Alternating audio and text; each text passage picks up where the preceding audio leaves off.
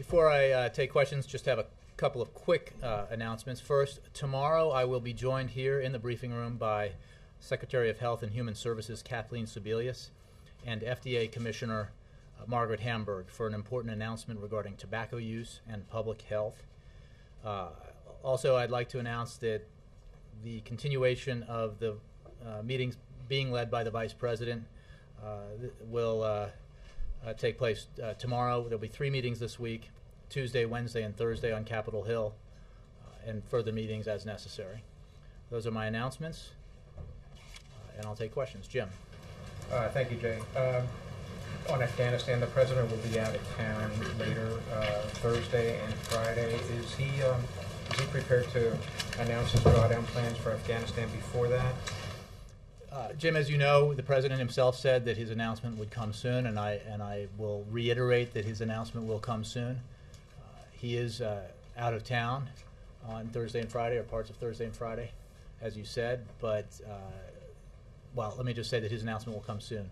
And what I can say affirmatively, because I know for a fact, having been in a room where this was discussed, the President has not yet even made a decision to announce. So, but that announcement will come soon. Clarify that, a decision not to announce? No, I'm sorry. The President is still in the process of finalizing his decision on the pace and scope of the drawdown that will begin in July of 2011. On Libya to announce it? No, that's not what I said. I was simply making the point that the announcement will come soon, but pointing out that he is still finalizing his decision that will be announced. Well, the media in Watertown, New York are already saying that he's going to be at Fort Drum. So well, would that be a place where he is going to go to Fort Drum? But I would not. Make such an announcement? I would steer you away from that. On Libya. I ask this against the background of NATO acknowledging that one of its strikes Sunday accidentally struck a residential neighborhood in the capital, killing civilians. Why did the President choose to reject the suggestions of the Pentagon General Counsel to stop drone strikes, thus avoid the hostilities threshold in the War Powers Resolution? Is the use of drones essential to the success of the NATO, of U.S. drones essential to the success of the NATO mission? Well, what we are doing in our support role in the NATO mission is providing intelligence, refueling, and other capabilities that allow this mission to proceed effectively. We also, on occasion, do use our unmanned aircraft for purposes, again, because we have a unique capability to assist in this mission. The mission is led by our NATO partners. We are in an assist role.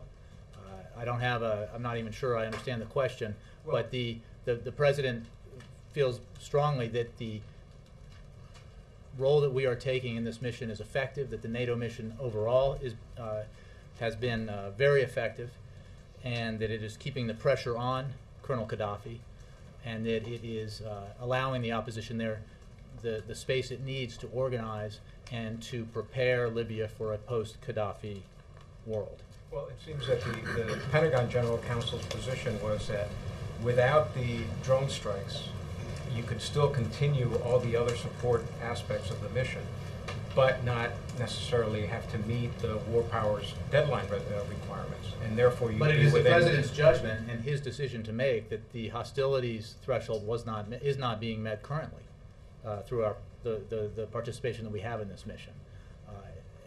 There has obviously been debate and discussion among lawyers on the issue of applicability of the War Powers Resolution.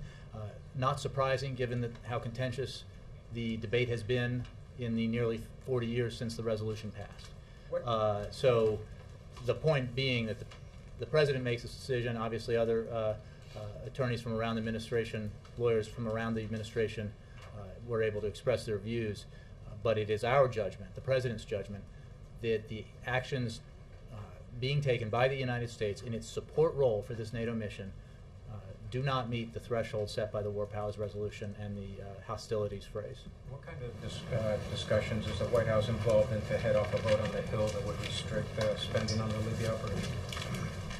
Well, what I will tell you is that, first of all, what's beyond dispute, let's step back for a minute, is the fact that we have averted a massacre, saved thousands of lives, and reversed the advance of Colonel Gaddafi's forces, giving the Libyan people, as I said, a chance to determine their future. We have also kept the President's commitment to transfer responsibility to our coalition partners for the enforcement of the civilian protection mission and are now in a support role. We don't think it would be helpful as a matter of policy for a message to be sent that in any way is not supportive of the goals that we think Congress shares, which is to keep the pressure on Gaddafi and to continue to have our partners carry the burden of this mission with the United States in a support role. Yes, Alice. Jay, thanks. On Greek debt crisis, the European finance ministers gave Greece 2 weeks earlier today to come up with additional austerity measures in return for a 12 billion euro loan. Does the administration think that there's a risk in delaying for 2 weeks? Well, we believe, the administration believes, that the Greeks and the Europeans broadly, the IMF, the EU, have the capacity to deal with these challenges, and we continue to believe that they can and will. We have been encouraged by some of the steps that the Greek government has taken, and we encourage them to press on with the reforms necessary to get this situation to get it right. So we believe that working with the EU, working with the IMF, that together the capacity exists to resolve this. So any reaction to the development today? Well, again, I think we're looking to them because we believe they have the capacity to deal with this. We are obviously monitoring this very closely, and we are in regular communication with our European counterparts. And how would you characterize your concerns about the risk of contagion in the Greek situation? Well, again, I think we have said and believe that it does create a headwind, and that's why it needs to be resolved for the global economy, but that we believe Europe, working with the Greek government, can resolve it. Let me go to Dan, and then I'll look at it. On Muammar Gaddafi still being in power despite the NATO airstrikes and the pressure by the international community, is there frustration at all in the administration that he keeps digging in his heels despite all of that? Well, we don't. We recognize that Muammar Gaddafi would like to remain in power, and I think that the focus of our non-military efforts has been to increase the pressure on the Gaddafi regime, and that has been successful in terms of the pressure being increased. We have seen it in the sanctions that have been levied, the fact that so many members of his inner circle have defected. We look to that to continue. We believe his days are numbered. What we cannot say with precision is which day will be his final day in power, but we do believe his days are numbered. Can the operation be a success if he is not removed from power? I think the president addressed this, that when, again, we have to distinguish between the operations here, but even the NATO mission, because it is under United Nations Security Council Resolution 1973, designed to protect Libyan civilians and protect the Libyan people from assault by Colonel Gaddafi's forces, that as long as Colonel Gaddafi is in power and has the pretense of having power and is trying to assert it, he will have to do that by force, and or will try to do that by force, and therefore I don't anticipate that the Libyan people will feel secure as long as he is doing that. And on this weekend's golf game, the president's reaction to it, and did it, I know we weren't looking for any breakthroughs on the debt ceiling discussions and so forth, but did it create a more friendly climate between the two leaders? I think it did. I believe the president felt good about it. He enjoyed it. He enjoyed partnering with the speaker. He enjoyed winning with the speaker. And $2. And a win is a win. And no, he really did. It was a very worthwhile encounter. And I think both the president and vice president, they were talking about it this morning, and they enjoyed it. Does it go to the deficit for $2? That's a good. Maybe we should do that. Pay down the debt. But it serves the purpose that I spoke about, not to resolve the disagreements or the challenges that the leaders share, but to help create an environment where the talks as they go forward on deficit reduction, on dealing with the debt ceiling vote, on all the issues that leaders in Congress and the administration have to deal with, it makes all of these conversations a little easier, a little more collegial, and that makes the outing entirely worthwhile. Jay, Yes. could I ask over the weekend, did the president talk to Speaker Boehner at all directly about Libya and the Speaker's insistence that this week Congress will do something about the War Powers Authorization, including the option of cutting off money?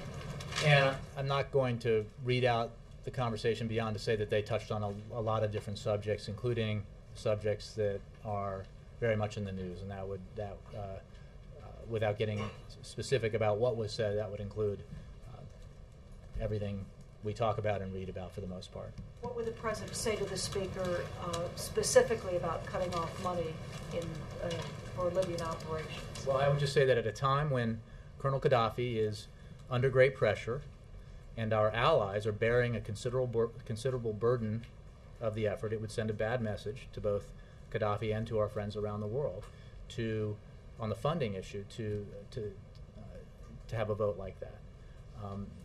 The core goal of this mission is to protect civilians, a mission that Congress supports, and we should continue to provide that support. And if I could say, we are in a situation where, because the president made very clear from the beginning that the United States would not have the lead in a sustained way, that this would be a shared burden with our allies taking the lead after days and not weeks, it is important now, with our allies undertaking the majority of the burden, that we support our allies in doing that and continue with the mission. NATO has extended the mission. We are a part of that coalition, and we believe it's very important for the United States, the administration and Congress, to continue its support for the mission. The Speaker disagrees with his reasoning on that. In terms of Afghanistan, what is it the President's doing now? Is he still asking for advice on... He's finalizing his decision. He's reviewing the options and the assessments, and we'll have an announcement to make soon. Does he have to go back to the Pentagon or anyone else at this point? Well, he's had a number of consultations with his national security team, all members from obviously his uniform command, his civilian command, civilian leadership rather, all the principals on the national security team. He is continuing those consultations, and we'll have an announcement soon. As he works on his Afghan decision, is he taking into account the feelings of the mayors meeting in Baltimore who would like some of that money freed up for jobs, because jobs are their primary issue, and of course, not to put too fine a point on it, jobs may be the primary issue for the president next year. Bill, he looks at it in terms of the mission, the strategy he laid out in December of 2009, and the objectives that he laid out then. And I think it's sometimes helpful, and this would be probably that time, to review what the mission in Afghanistan was, as the president set out in his announcement on December 1st, 2009, which is disrupt, dismantle, and ultimately defeat al-Qaeda, to break the momentum of the Taliban, and to stabilize the situation in Afghanistan, to allow the Afghan government and the Afghan security forces to begin the process of taking over the security lead in their country. We have made significant progress towards achieving those goals. Obviously, the most sensational and significant data point in that progress is the elimination of Osama bin Laden. But there has been enormous progress in disrupting and dismantling al-Qaeda in the Afghanistan-Pakistan region, beyond and below Osama bin Laden. There has been significant progress in disrupting or halting the momentum of the Taliban, and significant progress in stabilizing Afghanistan and the government to allow Afghan National Security Forces to build up, to train, and prepare for taking over the lead. So he looks at this decision as the part of a process, of a policy he put in motion in December of 2009. He said at the time that he would begin the drawdown of the surge forces in July of 2011. That will happen. The pace and slope of that will depend on his assessment of how far we have come in achieving the goals that he set out.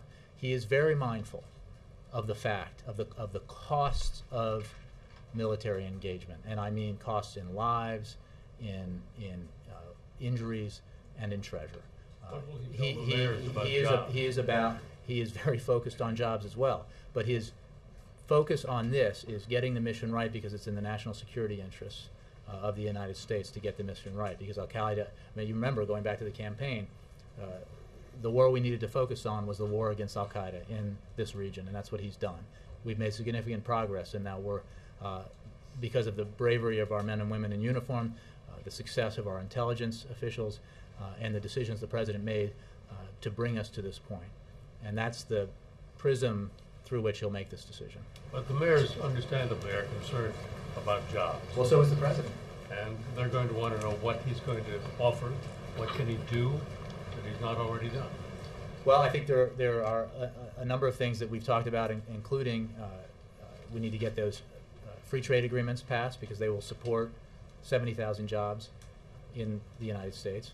We need to get this deficit and debt agreement done in a balanced way that sends a signal to the American people and to the financial markets that we are getting our fiscal house in order, and that will send, if done properly, in a way that doesn't arrest the development and the progress that we've seen so far, it will, if done properly, will, we believe, provide a jolt of confidence in the direction that we are heading, and then other measures that the President has talked about, including, for example, bipartisan support for developing more infrastructure, for building roads, airports, repairing roads and airports and bridges so that we can have that foundation, that infrastructure foundation that we need in the 21st century. Great. Where do you get the money? Well, look, I mean, we are working with Congress to do this, and another thing that the President has out there that he'd like to see acted on is the making permanent and expanding the R&D tax credit. Again,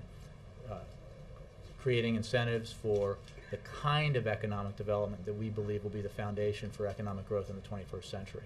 But backing up, Bill, you know, as I've said repeatedly, we're talking about obviously a very important decision that the President is making about the drawdown in Afghanistan. But the primary focus that he has every day is on jobs in the economy. You know, even as he's having these meetings about the Afghan drawdown, he is also focused on jobs in the economy and the ways that the decisions that he can make and work with Congress to make in order to spur the kind of economic growth that we've seen, to continue it, to make the growth stronger and deeper, and to create more jobs. I mean, don't forget, we have seen 7 straight quarters of economic growth. Not enough, but we've made progress. We've seen 2.1 million private sector jobs created. Substantial, but not enough. We need to continue. So the President's very focused on that. Wendell. Well, the weekend, Ambassador Eikenberry had some comments seemed to be aimed at Afghan President Karzai, calling some of his criticism hurtful and inappropriate, suggesting he's testing America's patience. Most recently with a speech that Karzai made on Saturday. Do you have any comment on that? I would just say that we have seen the remarks that President Karzai has made, but we stand by the contributions the U.S. is making on both the civilian and military side. You know, we are certainly there because the United States of America was attacked on September 11th, 2001, and that attack was organized in Afghanistan by al-Qaeda leaders. That is why the objective that we have, the reason why we're there, the primary objective is to enhance the national security of the United States of America. We believe that our objectives coincide with Afghan objectives, and that disrupting, dismantling, and ultimately defeating al-Qaeda is in both of our interests. In halting the momentum of the Taliban is in both of our interests. And as I've said from here and others have said, in ultimately reaching a political solution in al-Qaeda is in the interest of the Afghan people as well as the people of the United States. Karzai has called us occupiers. Well, let me just say that again, we stand by the contributions we've made. We are there for specific reasons to achieve specific goals. We have no desire to stay there any longer than necessary. The President has made that clear. We need to achieve our goals, and we will, as outlined in Lisbon at the NATO conference, we will turn over full security lead to Afghan security forces in 2014. We work with the Afghan government in a variety of ways to achieve these goals that we think we share with the Afghan government. So when he We calls understand that President Karzai has concerns about some of the operations, and we consult with him regularly about that, and we take actions accordingly when we think they are due, because we too share concerns about, for example, civilian casualties. But again, we're not going to apologize for the contributions that we make, both civilian and military, in Afghanistan. Secretary Gates has suggested we need a robust presence in Afghanistan for at least through 2012. Does that indicate that the drawdown the President will announce in a matter of days, I believe suggested, may be less substantial than a lot of supporters would like? Wendell, I'm going to leave it to the President to make an announcement about the drawdown and the size of the drawdown and the pace of the drawdown. I would point out that we have 100,000 U.S. forces in Afghanistan. The surge of 30,000 forces was substantial, building on 68,000 that were already there, and that is a robust and substantial number of American forces. I think most Americans would agree with that. Robust without the surge? Again, without getting into a discussion of the numbers, we have a large presence in Afghanistan. We have them there to achieve a specific mission laid out by the President. We have made great strides towards achieving the objectives laid out in the mission that the President articulated in December of 2009, and he will make his decision based on the need to succeed further in achieving those objectives and to transfer authority gradually, security authority, over to the Afghan National Security Forces, with an eye to the fact that, as agreed to by NATO in Lisbon, we will eventually transfer full security lead over to the ANSF in 2014. Chuck. Jay, does the President believe the War Powers Act is constitutional? And I apologize if that question was asked last week. It was asked in a variety of ways. What I can tell you is the decision that the President made does not address that question, because he does not believe the War Powers Resolution threshold is met by the actions, by the mission that the United States is currently engaged in Libya. So he doesn't have an opinion on this? Or? Well, I don't. The President's expressed an opinion on the War Powers Resolution in the past. I don't have any update to that. The point is that this is not this decision that he made, the legal analysis that we sent forward to Congress and provided to you, does not assess the constitutionality question, because he does not believe that the War Powers Resolution needs to be invoked in this matter, because it doesn't apply, given the fact that the mission that we're engaged in does not meet the hostilities threshold. Can you describe the nature of what you asked folks at the Justice Department for when it comes to the legalities of this? Did you just ask them for advice that just wasn't in writing? There was an informal discussion. Views were solicited from across the administration. Including from people in the... Yes, absolutely. Well, including the Justice Department. I don't know which particular lawyers, but as the Justice Department has stated publicly, its views were heard, and the President made his decision, quote, as was appropriate for him to do, unquote. And as you saw this weekend, a number of key players affirmed the President's position, including Senator Reid, Secretary Gates, and others. Views were heard, but what were the views? Well, the point is, it's the President's decision to make. And that is both that's a fact. When you're President of the United States, this is your decision to make. Views were solicited and were shared. The President was aware of all the arguments here. This is obviously a matter where there's been disagreement since the moment it was passed in 1970. Inside, no there's question. not a unanimous legal When you say inside, interpretation within the administration. within the No, administration. but- and it would be shocking if I were to stand up here and, on a matter of war powers resolution, an issue that has been under hot debate since it was passed in 1973 in the legal community, for me to get up and tell you that by some miracle, every lawyer in this administration was in agreement on that issue, you wouldn't believe me, because it's simply been too contentious for now 38 years. So, yes, there was not a unanimous agreement on it, but the president makes a decision. Obviously, his White House counsel, State Department lawyer also agree with his assessment, and we feel very confident that the legal reasoning is sound. Should we know whether the president believes the War Powers Act is constitutional or not? Well, look, again, you can ask him that when you know, the next time we have a press conference. But the important part here is that we are not making a judgment on the constitutionality of the War Powers Act with this reasoning. We are simply stating that the War Powers resolution does not need to be invoked because the hostilities clause of that resolution is not achieved by, is not met. That threshold is not met by the activities that we're engaged in. You still believe you've kept Congress, you've done everything you can to keep Congress informed of what you've been doing? Again, I think my guess is, Could I you have done a better job? stopped counting at 40, but I'm sure the engagements, the consultations are now above 50 Could you have done a since better we job? began this mission. Look, I think we've done an excellent job in consulting with and keeping Congress apprised of what we're doing, in answering questions that Congress has asked us about the mission. In a 30-plus page report last week that answered a host of questions that was put forward by the House resolutions, and we will continue to do that. I think that if your question is about consultations, I think we more than clear the bar. Senator McConnell said, thank you for taking the question. Senator McConnell said over the weekend that he thinks Congress and the White House should consider doing just a short-term, raising the debt limit for a short period of time to kind of readdress this issue in the fall. Is that something the White House would support? I don't want to negotiate the resolution to the debt ceiling vote from here. We are very focused on the talks being led by the Vice President. We are very focused on the need to move with speed on taking a vote to raise the debt ceiling limit.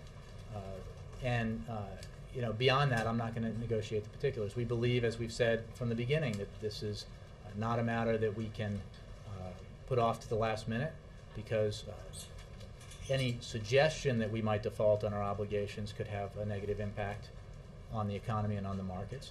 But we are confident that the negotiations being led by the Vice President on reducing the deficit will reach a positive conclusion, and we are confident that the Congress will vote to raise the debt ceiling.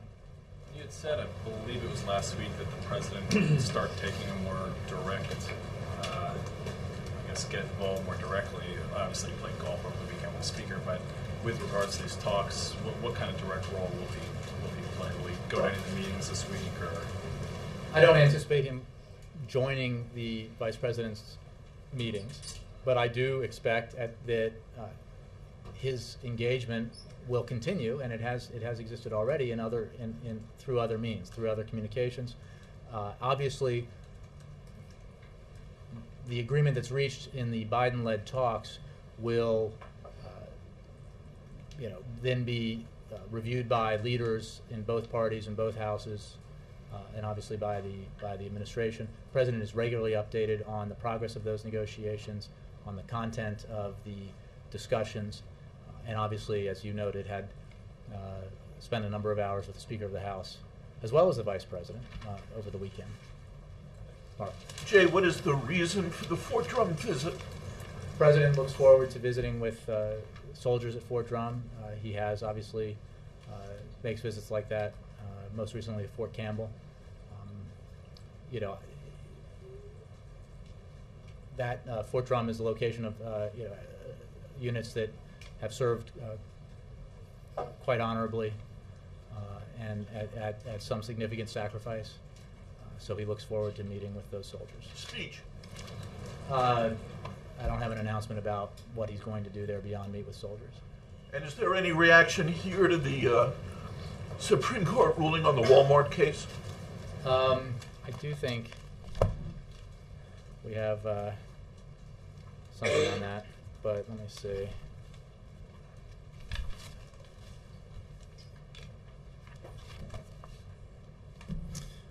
I can tell you this, that ending pay discrimination in the workplace is a key priority for the President. Signing the Lilly Ledbetter Fair Pay Act was one of his first acts as President, and he has continued to call for additional legislation to equalize pay in the workplace. As you know, the United States was not involved in the Supreme Court's Walmart decision today, which involved the interpretation of complex rules of civil procedure relating to the certification of plaintiffs' class actions. Our lawyers are studying the decision now to determine what effects it might have. Yes, sir. So the administration is disappointed with the court's decision? No, I didn't say that at all. The lawyers are studying the decision now to determine what effects it might have.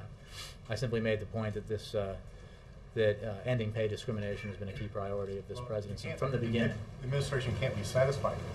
Well, I don't have a legal analysis from the administration of the White House's point of view at this point because the lawyers are studying it. Would you rule out a press conference this week by the president? I would never rule out a press conference this week or any week. Do you think it's likely? Behind that door right now. Rule it in. Rule it in. I don't have any announcements. All right. Should we expect an Afghan decision this week? I will only say that it will be soon. But not yet. Before the election. A question about a couple questions about the debt ceiling talks. You're saying that the agreement, any agreement that's reached will be reviewed by the administration? I mean, doesn't Vice President Biden speak for the president?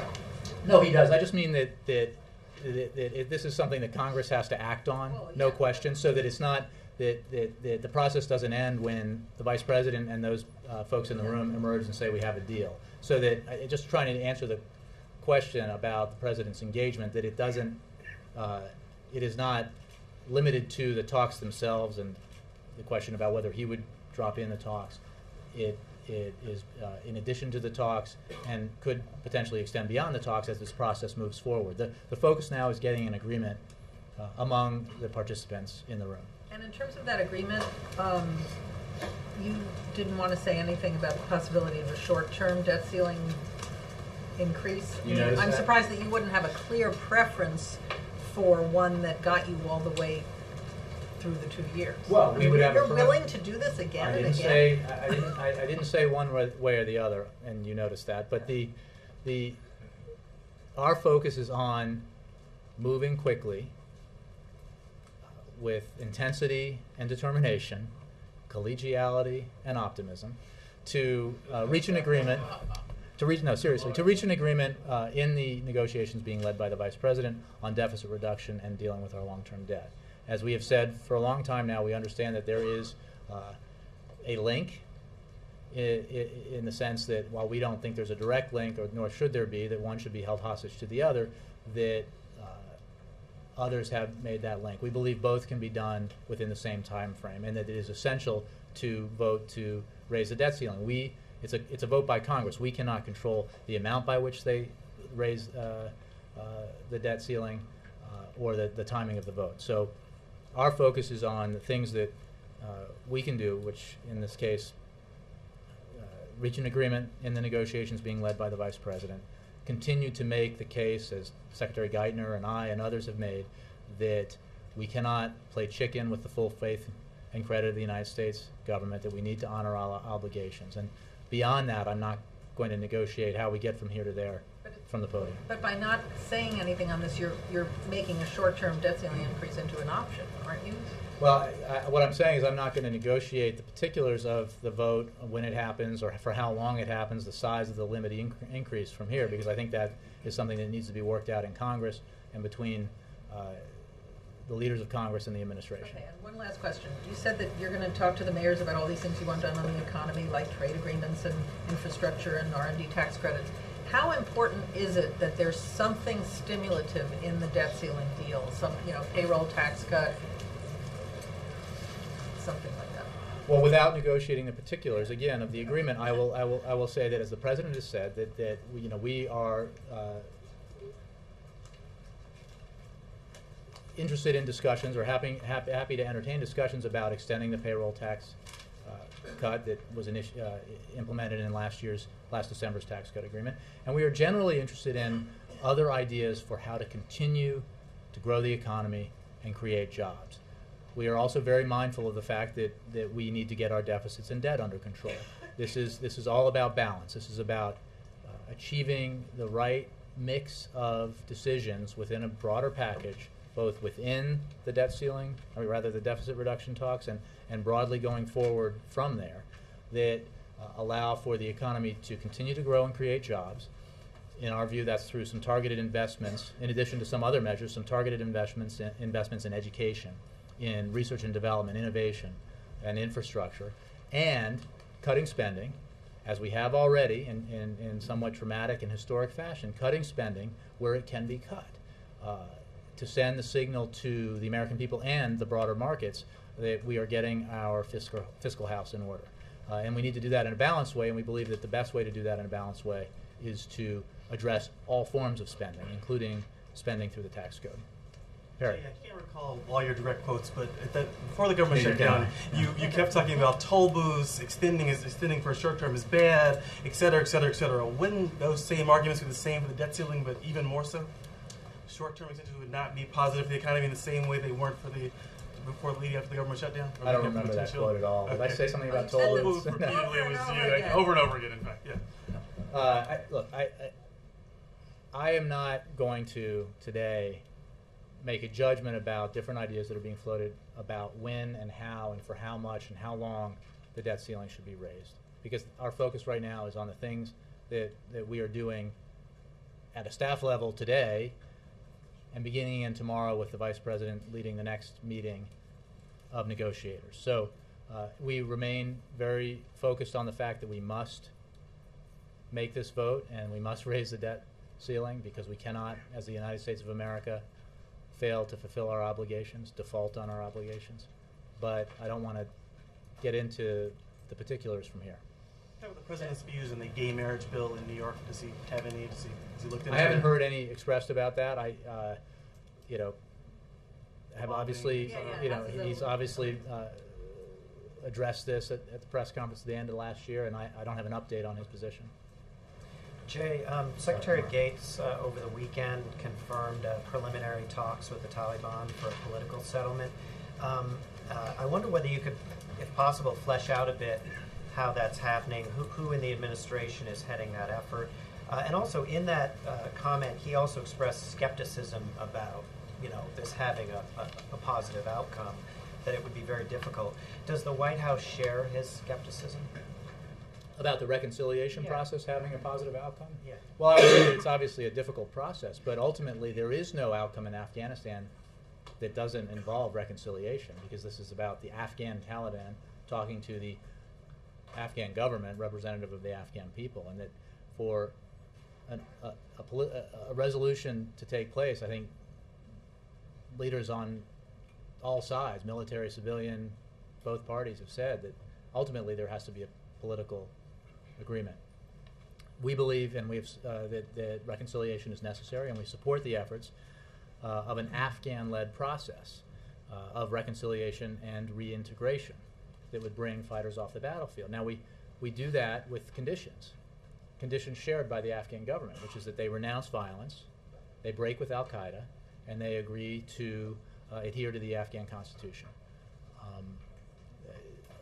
Wouldn't suggest this is an easy process, but it is a necessary process. I need to point out that it is an Afghan-led process, that we are supporting the process initiated by and being led by the Karzai government. But we, of course, are willing to participate in that process. But this is a negotiation between Afghans, between potential reconcilable Afghan Taliban and the Afghan government. Would it be the State Department that would be the Well, you agent might on want to this? check with DoD or state, but obviously we have a substantial civilian presence in Afghanistan, a substantial military presence. I don't know who is involved specifically in terms of these this reconciliation process. Yes, sir. Yeah, Jay, is ATF Director Kenneth Nelson resigning, and is the President dissatisfied with the handling of the Fast and Furious operation? Well, I think, I don't have anything new for you on Fast and Furious beyond what I think I said the last time I briefed, which was Thursday. And I don't have anything for you on ATF. Maybe ATF itself or Justice might have on that. Nelson retained his confidence. President. I just don't.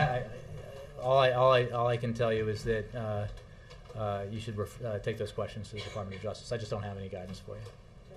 Christy? Just quickly back on the troops decision. Over the weekend, Secretary Gates used the past tense to refer to the process.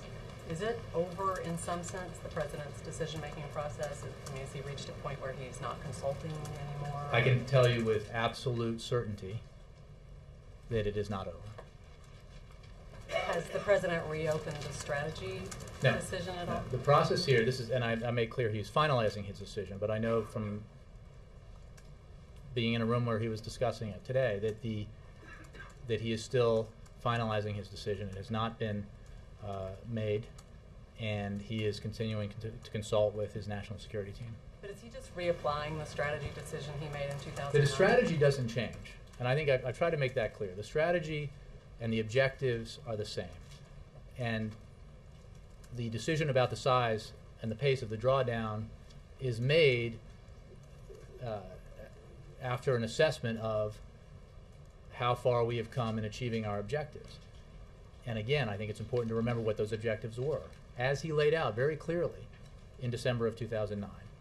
Primary objective, the reason why we're in Afghanistan to begin with, the reason why we went there in the wake of 9/11, disrupt, dismantle, and defeat al-Qaeda. Second objective, reverse the momentum, break the momentum of the Taliban in order to service the first. Third objective, to stabilize Afghanistan and the Afghan government enough so that Afghan national security forces could be trained up, could expand in size and be trained up so that they could gradually take over security of their country, take the security lead. Those objectives have always been there, have always been clear since the President announced his decision. And we have made significant progress, significant success in achieving those objectives thus far. We're not done, but those objectives won't change. And this decision is about a drawdown that he said would happen. Again, he said what he was going to do, and he's doing what he said. The drawdown will begin in July of 2011. That's what he said in December of 2009, to some skepticism. That is what will happen, and that is the decision. The size and scope of that drawdown is the only decision on the table. And can I just establish one thing? I apologize if you've already said this, but did General Petraeus actually make his recommendation to the President? What I said last week is that the President had met with and has discussed with General Petraeus the question of the drawdown and has discussed with the General various options for him to look at in terms of the drawdown. It's not fairly called a recommendation. Again, I think it's important to note that it's plural here, options, not option. Chris. Jay, I just want to follow up on remarks that Jan Pfeiffer made last week on the President's 1996 questionnaire response on marriage. The statement from the President in 1996 reads, "I favor legalizing same-sex marriages and would fight efforts to prohibit such marriages." Pfeiffer said someone else filled out this questionnaire for the President. Can you confirm that it's the White House's position that someone else filled out this questionnaire? And Chris, I think you know, because you've read it multiple times since then, that we've corrected beginning Friday that that is not the case, that he was mistaking that with another questionnaire. The President's position on gay marriage has been clear since 2008. It's clear again since he's been president. So I don't have any update. Jay, can you clarify whether or not the '96 survey was signed by Obama? It's my understanding that it was. What I think we clarified on Friday that that Dan was referring to another questionnaire. But did the President in fact support same-sex marriage in 1996? Why is this again? What I know is what his position was during the campaign and what it is now. That he's been very clear about it. He was very clear in the campaign. He's very clear about the fact that his position that it's evolving, and I really don't have anything to add to it. On Thursday, the President is attending an LGBT fundraiser in New York, and the state could have same-sex marriage by the end of this week. It's very possible. Next week, he's hosting a pride reception here at the White House.